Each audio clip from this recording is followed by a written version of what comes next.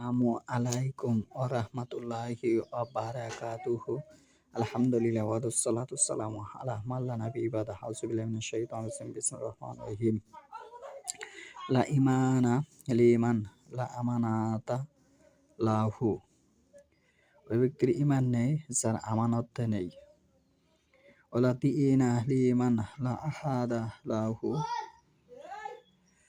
এবং ওই ব্যক্তির দিন নেই যার ওয়াদা ঠিক নেই। এই হাদিসটি পাওয়া বাইহাকি মিশকাত ৩৫ ঈমান অধ্যায়। আজকের বক্তব্যের বিষয় হলো রাসূলুল্লাহ সাল্লাল্লাহু আলাইহি ওয়াসাল্লাম যেভাবে শিক্ষা দিয়েছেন ঠিক সেভাবেই দোয়া কালাম করতে হবে, এর ব্যতিক্রম করা যাবে না। কারণ রাসূল সাল্লাল্লাহু আলাইহি ওয়াসাল্লামের সুন্নাহ ওহী। সূরা নাজম ৩ নম্বর আয়াতে আল্লাহ বলতেছে, ওয়া মা ইয়ানতিকু আনিল হাওয়া। আমি রাসূলুল্লাহ সাল্লাল্লাহু আলাইহি ওয়াসাল্লামকে যা বলেছি তাই সে বলেছে। এখানে আমি আরেকটা কথা উল্লেখ করি, দোয়ার গুরুত্ব। সাহাবী বারা বিন আজিফ রাদিয়াল্লাহু আনহা রাতে শয়নকালে রাসূলুল্লাহ সাল্লাল্লাহু আলাইহি ওয়াসাল্লামের শিখানো একটি দোয়ায় আমানতু বি নাবিয়্যি কাল্লাযী আরসালতার স্থলে বি রাসূলিকা বলেছিলেন। তাতেই রাসূলুল্লাহ সাল্লাল্লাহু আলাইহি ওয়াসাল্লাম রেগে ওঠেন ও তার বুকে ধাক্কা দিয়ে বি নাবিয়্যিকা বলার তাগিদ করেন। অথচ সেখানে অর্থের কোনো তারতম্য ছিল না। হাদিসটি পাবেন আপনি বুখারীর ২৪৭ উঁচু অধ্যায়। আজকের বক্তব্যের বিষয় হলো সারা পৃথিবীর অধিকাংশ ৯৯৯ জন কোরআনে যেভাবে আছে ঠিক সেভাবে তারা কোরআনের সূরা তেলাওয়াত করে না। আজকের আমি আরও দুটি সূরার কথা এখানে উল্লেখ করেছি। হাফেজ আলেম হওয়া এটি বহু বড় বিষয়। তারা তো সূরা শুদ্ধভাবে পারতেছে না। যেমন আজকে সূরা তাকাসুর সম্পর্কে বলবো। ১০২ নম্বর সূরা, আয়াত হচ্ছে ৮, শব্দ হচ্ছে ২৮, বর্ণ হচ্ছে ১২২। এখানে প্রথম যে আয়াতে যে ভুলটা করে মক্কার সুদাইস, মক্কার ইমামরা এবং আরও ভারতবর্ষের অধিকাংশ শতকরা ৯৯৯ জনই ভুলের সাথে সম্পর্কিত যুক্ত আছে। তারা বলে এইভাবে যে আল হাকুমুত তাকাসুর, অথচ এটা হবে, সঠিক হবে আল হাকুমুত তাকাসুর। তাহলে যে বললো যে আল হাকু মুত্তাকাসুর, এখানে কিন্তু বুঝতে হবে যে কা হচ্ছে এক বচন, কুমা হচ্ছে দ্বিবচন, কুম হচ্ছে বহু বচন।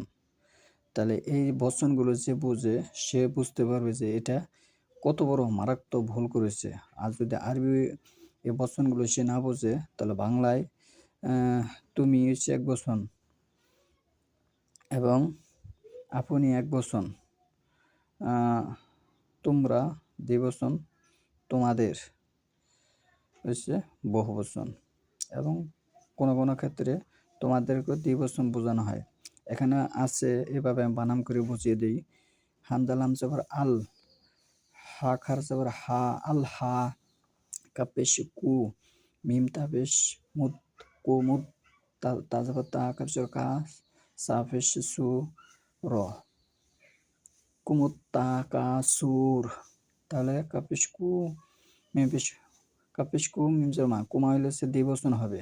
এখানে তো কা নেই, শুধু কা নেই, কাফের লাগে মিম সংযুক্ত আছে। তাহলে এই হিসেবে আজকে আপনি বর্তমান জামানায়, নেটের জামানায় কে কেমন সূরা সঠিকভাবে কোরআন মোতাবেক সঠিক হচ্ছে কিনা, সকলের কোরআন কিন্তু এখন আপনি কারো বলে যেতে হবে না, নেটে সার্চ দিলেই নেমে আসবে কে কীভাবে উচ্চারণ করে কোরআন পড়তে আছে। এবং আপনার কোরআন যে তারা দেখে দেখে পড়েনি, মুখে শুনে শুনে পড়েছে, তার এটি অন্যতম একটি দলিল। বিষয়টা ভাবুন। কুমুত হবে, সেখানে কুমুত্তাকাসুর বলতেছে, এক বচন ব্যবহার করেছে। কিন্তু পৃথিবীর সমস্ত অনুবাদক, বুখারী, মুসলিম, সিয়াসিতে যত অনুবাদক আছে এবং কি জাল জৈফের যত অনুবাদক আছে, তারাও কিন্তু তোমাদের ধরেছেন। বাংলা অর্থ যারা বোঝেন তারা বুঝবেন, তোমাদের ধরেছেন। তোমাদের ধরলে এখানে দ্বিবচন বোঝাবে। আর যদি কু হতো আল হাকু যদি হতো তাহলে তুমি আপনি বোঝাতো, একবচন বোঝাতো। তাহলে এখানে আরবের সুদাইস সহ অনেক অধিকাংশ ১৯৯৯ জন এই আয়াতটা ভুল করতেছে। যেমন ভুল করেছে সূরা ফাতিহার ৪ নম্বর আয়াতে কানা শব্দ সেখানে নেই। যেমন ভুল করেছে সূরা ইখলাসের ১ম আয়াতে হু শব্দ সেখানে নেই। এরকম আমি আরও অসংখ্য শব্দ ভুল আমি ধরিয়ে দিতে পারবো। আমার কারো সাথে কোনো শত্রুতা নেই, আক্রোশ নেই।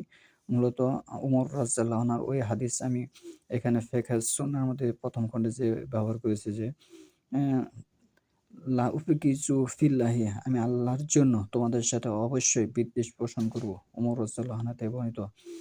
আ আজকে যে বিষয়টা আমি এখানে বোঝাতে চাচ্ছি, কারো সাথে কোনো শত্রুতা নাই। কিন্তু যদি কেউ আল্লাহ রাসূল সাল্লাল্লাহু আলাইহি ওয়াসাল্লামের শিখানো অ্যা দোয়া কালামকে ভুলভাবে উপস্থাপন করতে চায়, তাহলে অবশ্যই আমি সেটা শুধরিয়ে দেওয়ার চেষ্টা করব। আমারও ভুল হতে পারে, আমিও মানুষ, আমারও ভুল হতে পারে। কারণ মানুষ যে ভুলের মধ্যে আছে এটা মানতে হবে। এ এটা ভুল।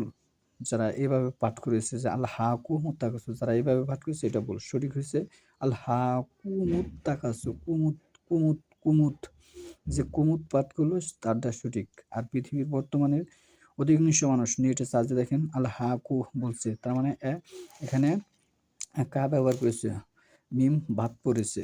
এই বাদ পড়ার কারণে তার এই সূরা হয়নি।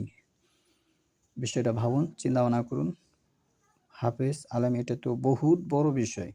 আপনি সারা কোরআন মুখস্থ করতে হবে না। আপনার ভালোভাবে সহি শুদ্ধভাবে ২ টি সূরা জানুন, তাতে আপনার নামাজ হবে।